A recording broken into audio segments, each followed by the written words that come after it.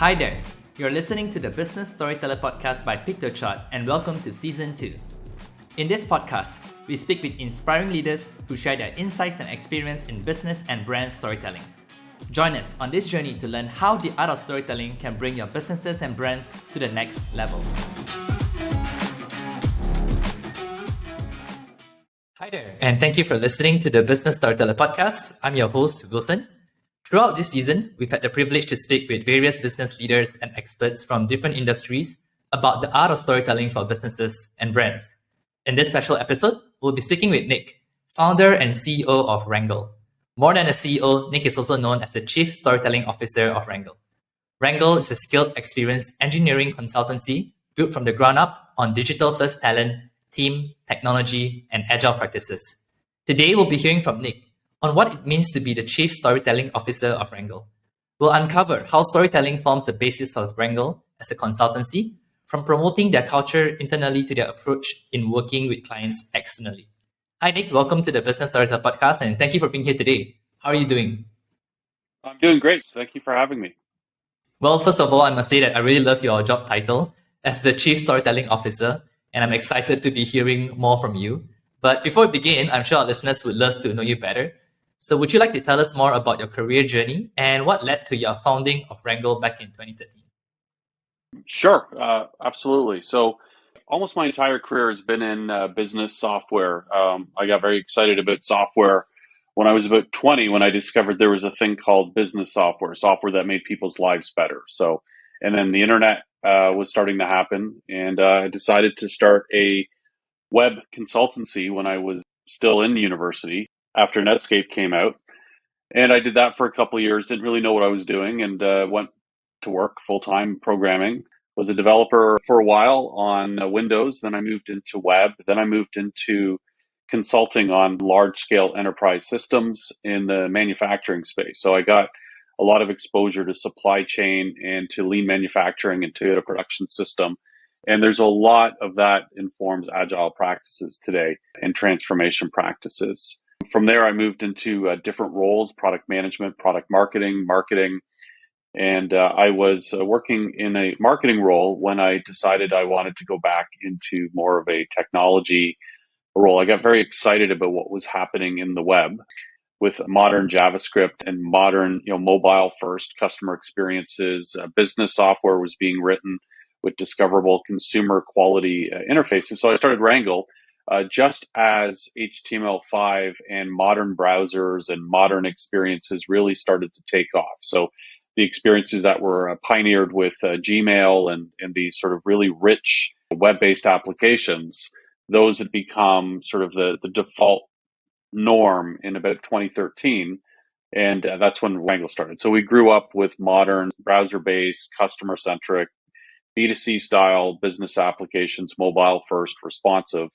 And so everything we've done has been in that customer experience agile space. And it was a great extension of my experiences in my career working in lean and agile and working on large scale business systems. Wow, that's amazing to hear the story of your career and also you living and experiencing the rise of technology and progressing throughout the years as well to where it is today. So I'd like to hear more about the incorporation of storytelling in Rangle. So tell us more about how storytelling forms the basis of Rangle as a consultancy. Yeah, that's an interesting sort of journey because it wasn't really something that I thought a lot about when I started the company, but we were very focused on our position and our expertise and our brand. A lot of Rangle was inspired by the Ruby on Rails consultancy and community, which really focused on community and brand and creating value and participating in the community.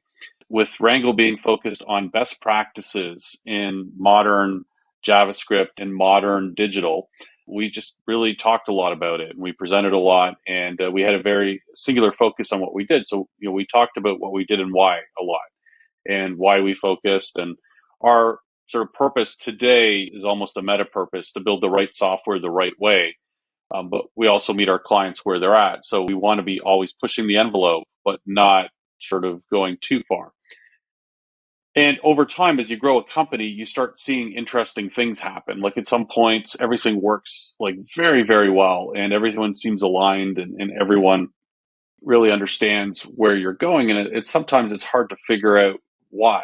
And part of it is when you're a small company, everybody shares their stories. They have the same experiences and they have the same shared context. And then that scales up quite well when you have a strong sort of beginning team. Then you go from, one person to 5 to 20 to 60 to 100, and then over around 150 people as people leave, new people come in. Then, around 200 people, new people come in. They don't have the same experiences. They don't have the same stories. And so now you start thinking about onboarding and training and everything. It's really interesting because people all come from different experiences. And all of a sudden, it just doesn't seem like everybody's on the same page. And, the more, we looked at it, and we're running agile practices all the time. So generally we did pretty well. So what we found out is when we put people on an agile team, they would really get the sense of Rangle culture and how we operated. And it wasn't about the training, it was about the experience. So the experiential learning and the shared problem solving.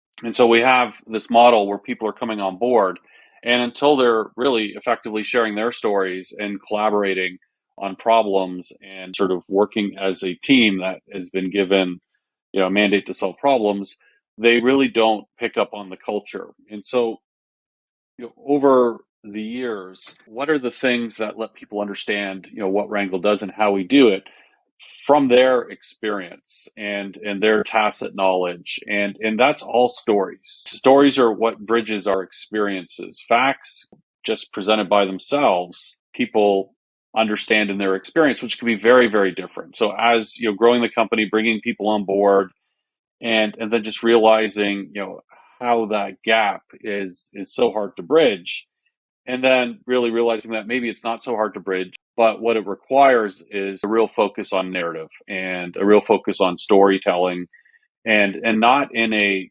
salesy sort of branding way, but just in an innately human way, that people cannot understand your truths and map them onto their own experiences unless there really is a story there that sort of puts it in an applied sense. So stories are effectively tacit knowledge.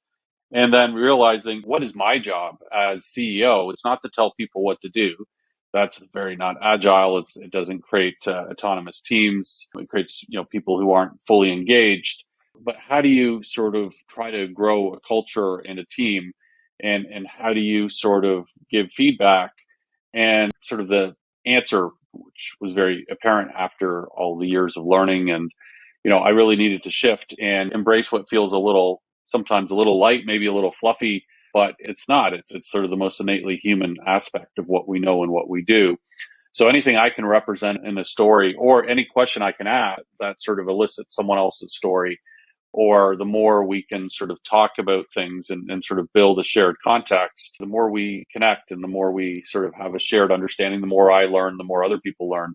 It's a way around sort of writing things down that become fixed, sort of rigid, instructional, and is building culture and building knowledge and building teams, in the realm of tacit knowledge and shared experiences. Wow, I really enjoyed the story that you mentioned from the beginning of how you scale the company. And of course, you implement agile practices and then storytelling as well.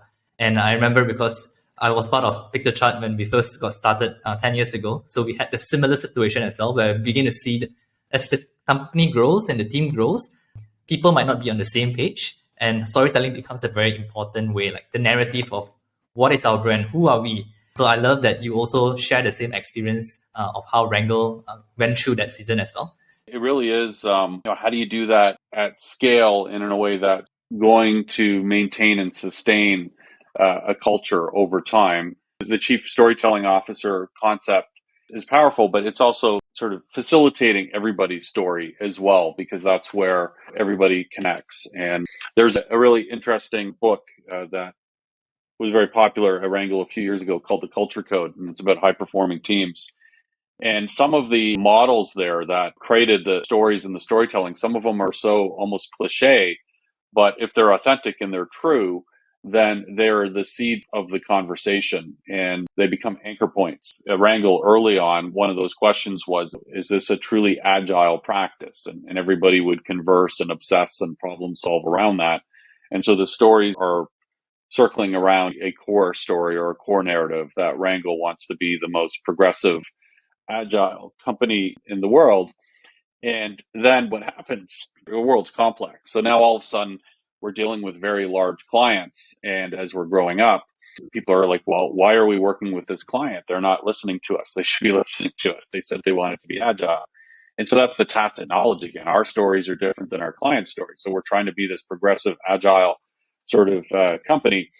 And we're trying to do it in another culture and bring what we know and what they know. And then that becomes another story. And so that ended up being, we meet the client where they are. Finding those right sort of meta stories and then having the conversations around that become very, very important, because the story of being client centric, someone comes into Rangle and they are from a client service mindset, but our value is who we are, what we do, how we're differentiated. We are a hyper agile digital experience partner. And if the client asks us to do a waterfall, it's off purpose. And so just doing what the client tells you, the client is always right, is the absolutely wrong story, unless it's the third story. And so now you have your culture, which is based upon principles of how you behave, anchored in these broader stories. So for Rangle, we build the right software the right way. We meet the client where they're at. We continuously improve, and we focus only in areas of expertise.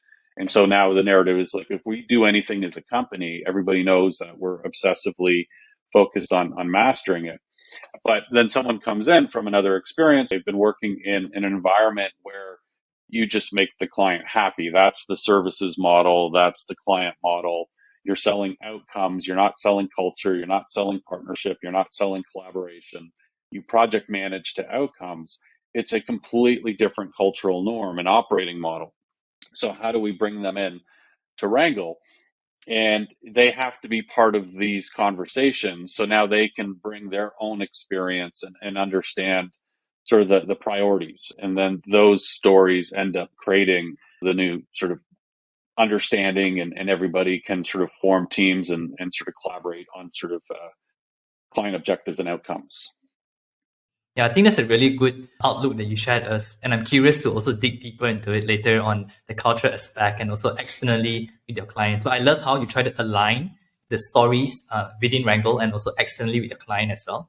So based on your wealth of experience throughout the years, I'd love to hear your insights and views on the storytelling space.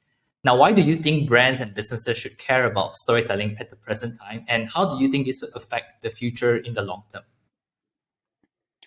Yeah. So going back to the concept of tacit knowledge and what is sort of truth. And this was a journey for me where I came from an engineering background, and I was very scientific and very fact based as a youth. I liked literature and I liked stories, but I thought sales and marketing were not sort of the most interesting or purposeful areas for me from a career perspective. And then I got into my career, and I think a lot of people go through this where they think sales is sort of, something for people who are salespeople, and it's not sort of a human thing that everyone does or is interested in. But sales really is storytelling and finding, a common understanding. And marketing is the same. And so from a purely human perspective, if you understand that we all have our experiences and sort of the path dependency of our lives, and that concept of tacit knowledge. I'm a big fan of Dave Snowden and the Cynefin framework. It's a complexity decision-making framework to understand how we interact and sort of solve problems. Culture is a complex one, so it's an interesting thing to think about. But he talks a lot about knowledge management, because that was a thing he did back in the days when knowledge management was a thing. The term he uses often is that we can only externalize 10% of what we know.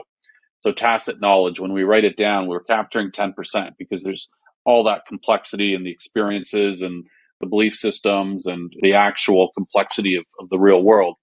And so if we can only externalize 10% of our tacit knowledge, how do we actually train and learn? And narratives is the answer. Experience and narratives, because narratives and stories are sort of micro experiences that we can share, because there's context. It's applied knowledge, it's applied experience. So now when talking about brands, ultimately, if you want to connect authentically with people and find a shared context and a shared truth, storytelling is really the only basis. It's how we're wired. It's how we learn. It's how we share. And so it is the only real authentic communication. And it's quite the opposite of what I would have sort of assumed when I was 14 years old, like that there was a scientific truth. But the truth is what we experience as humans. And that's where all brands, if they want to be relevant and human and actually communicate truth, that is narratives and that is storytelling. Yeah, I appreciate you mentioning about how storytelling kind of shares the truth as well, right? And you are using it in a way that would be able to explain it to people in a clear way as well. And like what you said, it really drives the experience even further.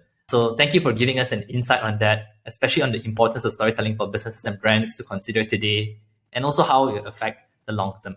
Now, we talked a bit just now about the incorporation of storytelling and how it forms the basis of Rangle.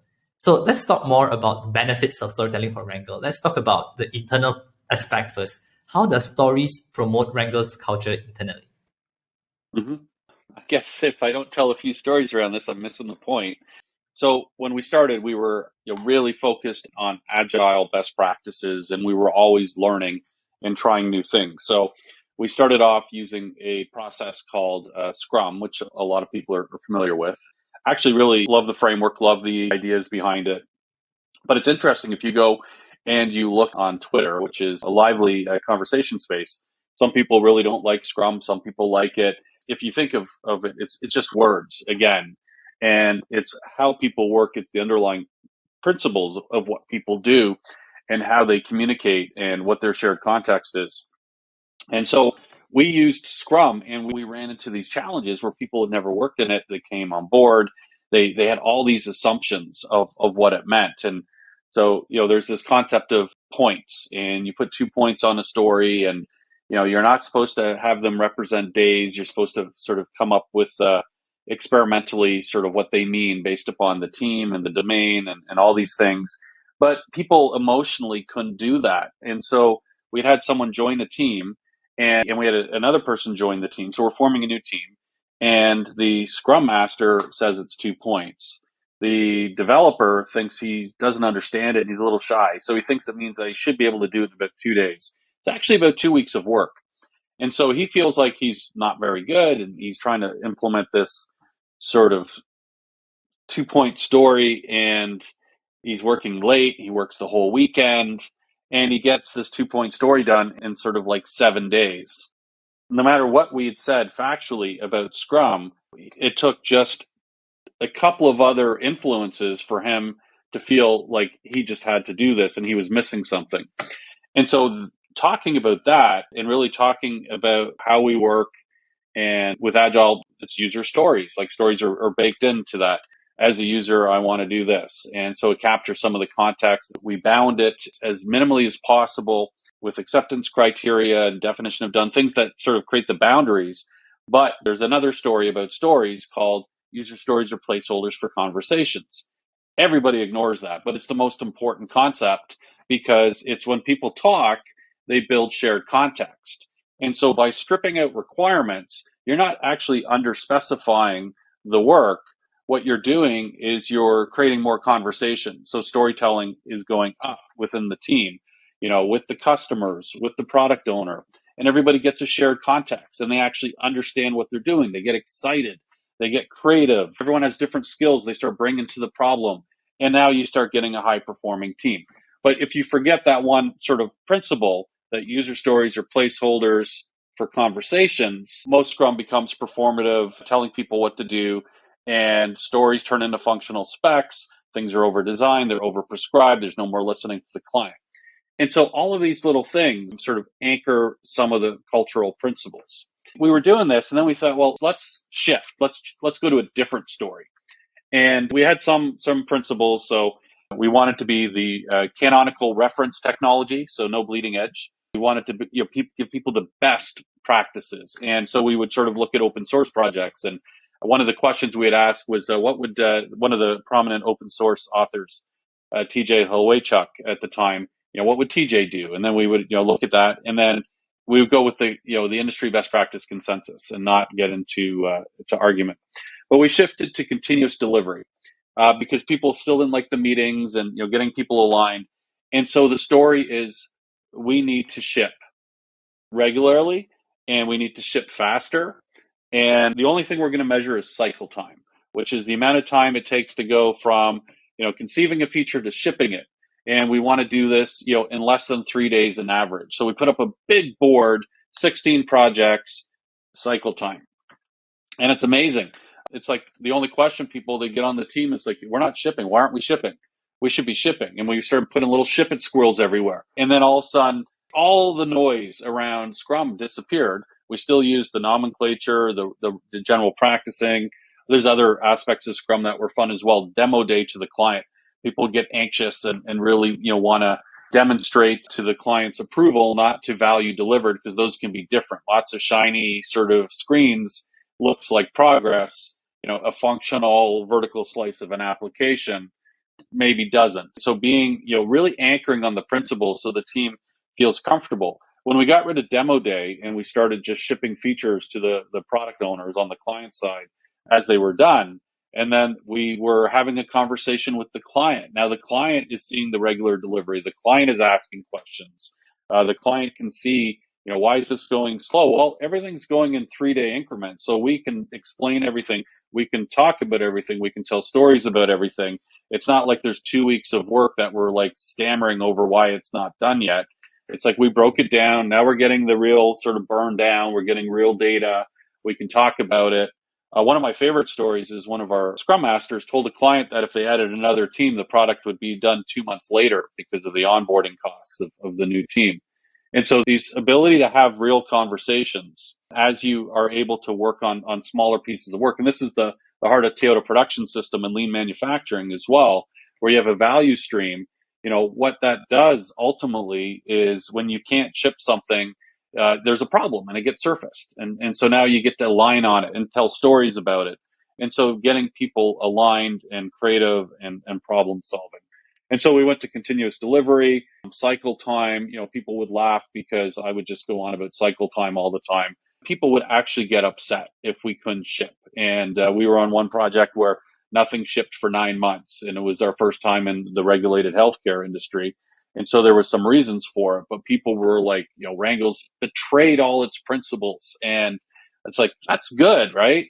But then it's like, we're still, okay, let's meet the client where they are. What can we do to learn and get better? And so then, through that journey, we built out our regulatory ops and the ability to deliver complex regulated sort of HIPAA compliant apps in an agile fashion, built a compliance by design practice.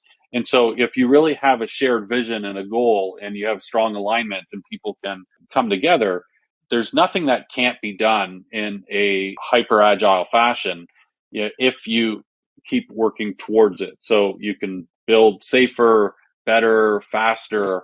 And so that comes back to that storytelling again. And you sort of know your storytelling's working when you get into trouble because of it, because people call it deviations. And so then it's like, okay, what are we missing? What do we need to learn? What is the principle? And though it was a hard project and it was a lot of learnings for us. Well, thanks for being so transparent and sharing with us the benefits. I love how the whole team incorporate and really embody storytelling, like the cycle time that you mentioned as well. And if there's one thing that I really take from you from this sharing is that the storytelling really offers like a shared context. And I think we can see that even within your team in Rangle. So we talked a bit on the internal aspect of it and how it has really benefited Wrangle's culture, the way you all work, the way you all ship and deliver. Now let's talk on the external aspect. You did mention a bit just now about like working your clients as well, but can you share how you or Rangle approach storytelling when it comes to working with your clients? Yeah, that's an interesting one. So there's things that are addressable within the client and things that aren't because they're on their own journey. So finding the shape of the client needs and what stories sort of resonate with them and where we bring value and where we bring the ability for transformation. So the way we look at it, and this is sort of part of our stories as well, to meet our purpose of to build the right software the right way and build better software for a better world, we need to focus on expertise in our core capabilities, in our team building, agile practices, how we do scaled digital experience delivery. And we're very good at all of that. But then we're going into a client sort of context, and they have a more traditional waterfall budgeting planning. They have silos that are optimized for their sort of work. Most companies, they're notionally agile. They incrementally deliver software. So they're doing the continuous integration, but they're still doing waterfall strategy, planning, design.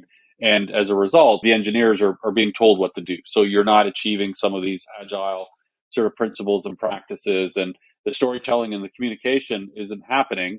And so the designers are working here, the developers are working there, and even in the development team, you have developers on 5 work streams, and they're all duplicating each other's work. The principles of schedule versus quality, what's more important? That's another story, right? So in lean, quality is the center of lean, because just in time flow, you need continuous improvement, and you need quality. And there's a principle that came out of the Americans originally, and they brought to Japan. But Philip Crosby wrote a book and sort of coined this as quality is free. If there's one principle that I believe and sort of anchors a lot of what Wrangle's done, it came out of the lean manufacturing space. If you believe quality is free, that is completely transformational, because there's no world where you project manage to a 9-month schedule and you come out ahead from a business value perspective. And so I've gotten yelled at by chief marketing officers because I've held to that principle. It's like, we can ship faster notionally. You're going to see us working more hours, but you're actually going to get done later. You're going to get more technical debt. Things are going to slow down. And then they're like, well, can't you just work another 10% more hours? And it's like, we're already doing that. But there's a compromise. And so that's a hard thing, because from the stories that other people are telling themselves in the world they live in, it's like, I asked for budget. I said this would be done by February. It's not going to be done until July. And so the business case, and I got to explain it. And so they're sort of pushing, and all of a sudden you're measuring the wrong things. And so if you can get to what are the stories that represent value creation and get everyone aligned on it, what's next in that sort of transformation journey? There are things we can do that fit very strongly within Rangle best practices and capabilities. We can build and we can have these conversations. We're not looking for certainty. We're not looking for that project plan. We're not measuring cost and schedule. We're measuring business value creation. So that's another story. Like, let's focus on business value. Someone came in, it's like, we want you to build this tech. And they gave us a list of technology. And it's like, there's no business value there. Why would you want to pay us to do that? How about we do this? And we showed them a business value oriented roadmap that they could sort of get in the market, have a conversation with the market, learn, find product market fit, sort of lean startup style. And it's like, oh, that's better. You're going to charge us less. You're going to be in market faster. You're going to help us find numbers to drive the business, invest in the right areas. So those principles are really enforced by storytelling, but the stories have to meet people where they're at. So at some point, you can only get, say, 10% ahead of your customers, maybe 30%. I spent a couple of years going way too far ahead. It's like, we can transform you and let's do this, and this. And there's not a shared experience there. And it just sounds like naive sort of anarchy from a different world of experience. So we focus on now a lot of platforms and the platforms that enable the storytelling, right? So let's get you to a lean sort of continuous delivery, customer experience ops, quality platform that now you can have conversations with your customers, dynamically prioritize budget, and put product teams on problems as opposed to giving feature teams instructions. If we listen and we focus on where we can add value and meet the clients where they're at, we bring what we do, and we do so in a way that's meaningful to us and to the clients. Yeah, I love the few stories that you share about the clients as well. And from what I can hear, I can see that definitely your team is doing really well when it comes to making sure that you bring the same story together with your clients, and also making sure that you add value into them. And I think that is so important, especially for a consultancy like yours as well. So thank you so much for being open to share with us.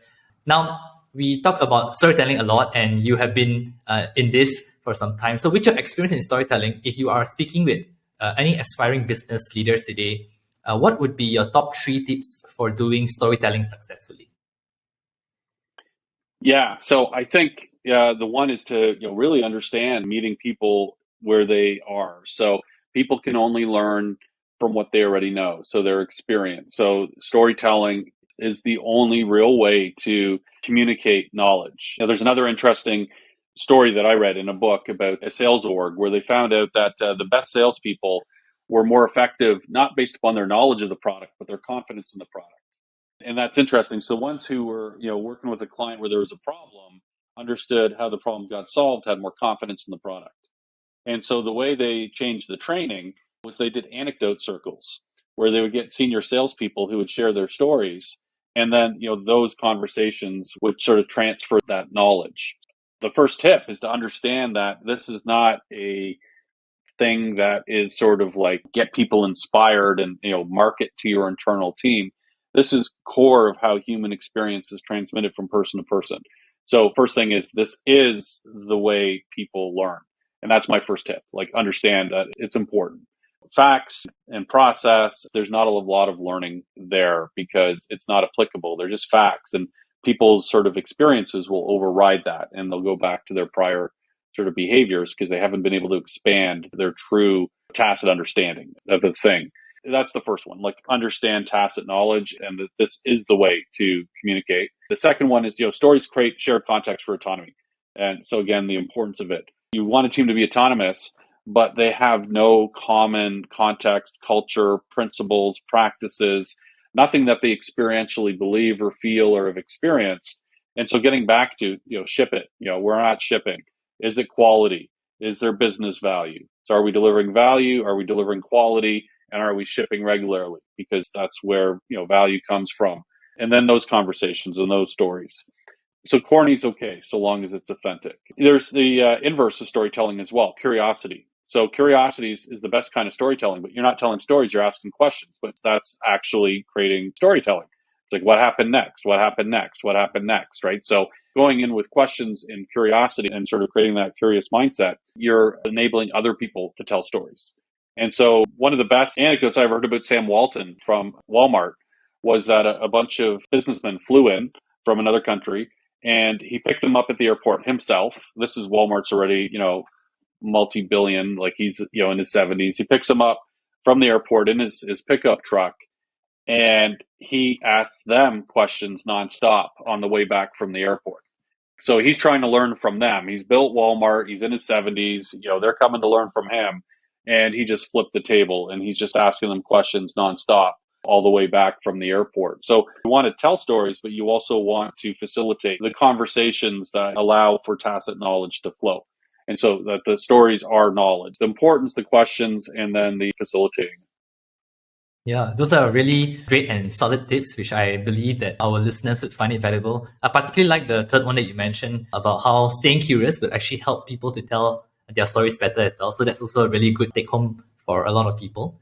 Well, we're coming to our last question of today. I'm curious to know from you, based on like your insight on storytelling and what you've seen in this industry as well, what are some of your favorite examples of brands and businesses who you think are nailing it when it comes to storytelling? There's two levels of that, right? There's one where I see a funny commercial, and I don't watch a lot of TV at the moment, and I actually try to avoid advertising nowadays because I feel I'm just tired of it. So I have a dream to somehow figure out how to live my life without advertising. But good advertising and learning is great. If I think about it, you name a brand, and I can tell you something about them, and I understand their authentic core purpose. Uniqlo is a good example for me because when I first learned about Uniqlo, they were a potential customer, and we were talking with them, and we ended up working with them. But I had never heard of them because I'm a little older, and they weren't in Toronto at the time, and they were in New York. But the younger people at Rangle who would go, the one guy, all his clothes were from Uniqlo, all of them, and there wasn't a store in Toronto, and he would go to New York, every few months, and he would hit the store and he would sort of buy their clothes, and the quality and the basics and the life wear, and that all sort of connected. And so it's like, okay, so then I went down to meet them in San Francisco, and there was a store there, so I had to go shopping, and 3 months later I'm only wearing Uniqlo clothing because it's like, okay, they got good black t-shirts and jeans and whatnot. But I understood who they were pretty quickly. And as we worked with them over the years, I've been to Tokyo like 5 times. I met the founder once. They're very authentic. I met one of their chief creative officer, chief brand officer. There's a lot of storytelling and very authentic and very focused on purpose. Nike is another one. A lot of the branding was done by the same company, Wyden and Kennedy, and John C.J., who's Uniqlo, who we met. And again, very authentic to purpose. And I would have thought maybe at one point it was more marketing and sales, but I ended up working at Nike for a year and a half on supply chain and merchandising software, and I lived in Oregon. Everyone there was really committed to the brand purpose and what the brand was about, and sort of living life and being active and sort of just do it sort of ethos was really through and through in the culture. I'll leave off with one more, and this one's really interesting. Maybe it's nerd storytelling, so I pick up on it. But Tesla, like I know so much about Tesla, and part of it's Elon Musk, and like the news and whatnot. But even beyond that, it's like, yeah, it's an electric car. At one level, would be Tesla's an electric car. Like, okay, so what, right? But the battery technology, there's a whole story about that. The power wall, and even the fact that there was a power wall, just sort of told stories about the batteries and the battery capacity and the plants and the software platform and how they're updating the platform and all of these bits. There's a lot that I know about Tesla that are based upon the stories around the technology, the platform. It's not just sort of hype. It's actually understanding sort of the principles. It's a software delivery platform every bit as modern as an Amazon, right? I understand the value of that and the principles, and none of the other car companies are anywhere near in that league. So they've not only built a different platform, but they've built it very much on sort of lean, agile, continuous delivery principles, quality principles. There's architecture there, so I feel like I understand the brand at a different level. And I think with your insight and perspective, we can see an inside look as well, because you see the stories behind it and beyond the hype as well, like what you said. So thank you for sharing those few examples with us. And similarly for me, most of my wardrobe is also made of Uniqlo, so I love their stuff for their quality. So it's a really great product. Well, thank you so much, Nick, for sharing so many valuable and insightful lessons with us today. I really enjoyed learning from you as a Chief Storytelling Officer and how an organization like Rangle can incorporate storytelling in all that you all do. So I trust our listeners have also benefited from your sharing, and they probably have a better idea now of how do they incorporate storytelling internally and also externally. Now, as a wrap up today's episode, I'd love to ask you some fun questions just to help our listeners to learn about what inspires you as a person. So are you ready? I'm ready. All right. So I know you said that you don't watch a lot of TV nowadays, but what is a recent movie or TV show that you've enjoyed for their storytelling? Oh, well, this is sort of embarrassing, but I'm completely a Disney Plus slave. I've watched all of the Star Wars stuff on Disney Plus, like all of it. So yes, yeah. So I've been enjoying that. I was 8 years old when the first Star Wars movie came out. I do like science fiction.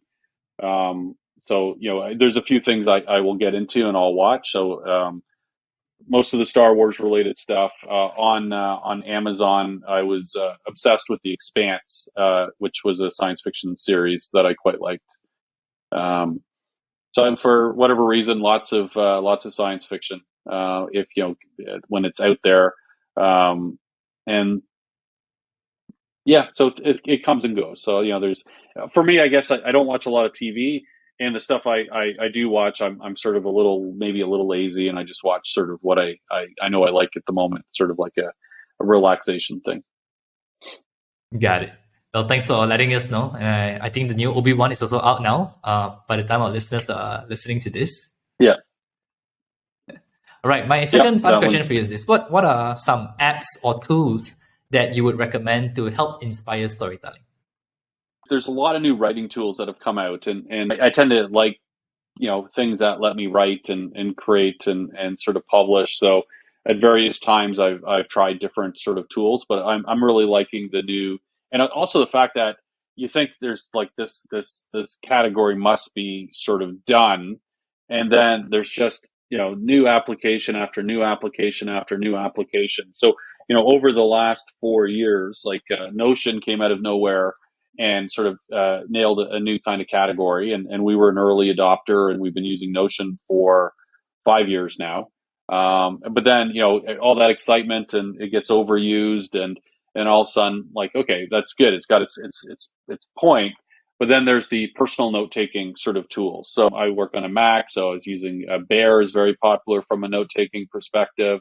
And now you've got Roam Research, Obsidian, and Logsec as 3 sort of note-taking platforms, and they're very, very code-like. So as a software developer, and the not being blocked to write, and so I like the outliners and the new sort of outliners and the ability to sort of tag and capture knowledge in an unstructured manner. So you can really get your thoughts out on paper, and then you can sort of move into writing from there, because often we overthink and we get sort of stuck.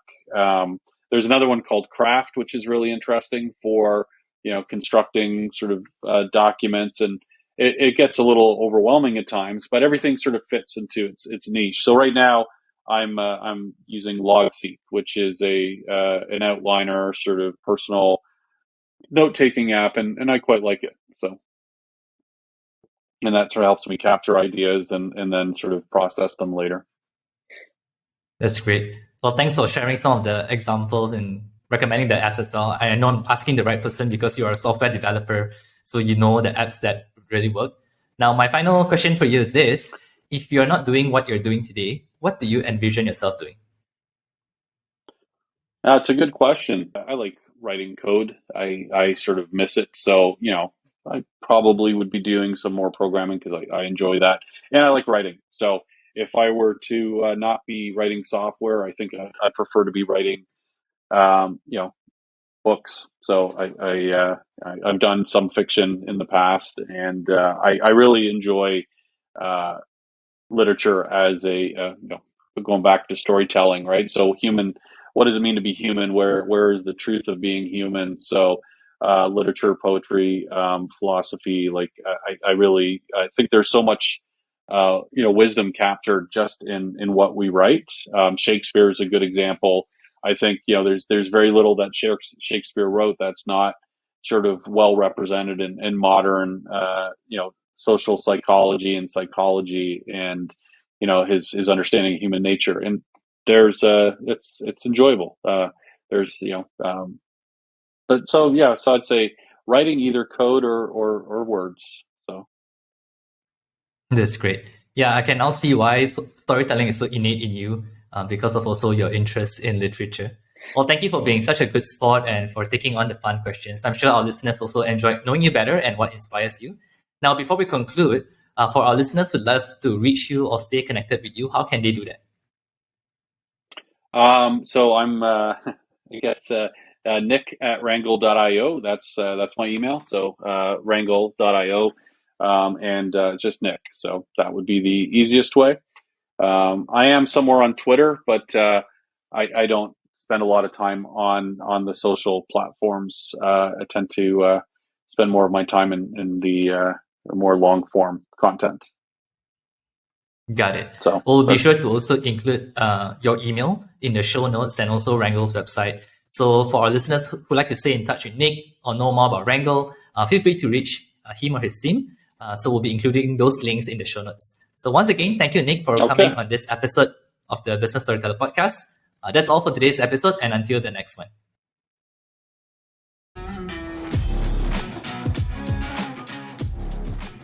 We hope you find this episode valuable. If you'd like to hear more, be sure to follow our podcast on Spotify or check out pictochart.com/podcast to see the rest of our episodes. The Business Storyteller Podcast is brought to you by Pictochart, an intuitive platform for visual creation and video editing. Join more than 8 million people who are already using Pictochart to enhance their storytelling through infographics, presentations, and videos. Find out more at pictochart.com and sign up for a free account to get started. Once again, thank you for listening to the Business Storyteller Podcast, and we'll catch you at the next one.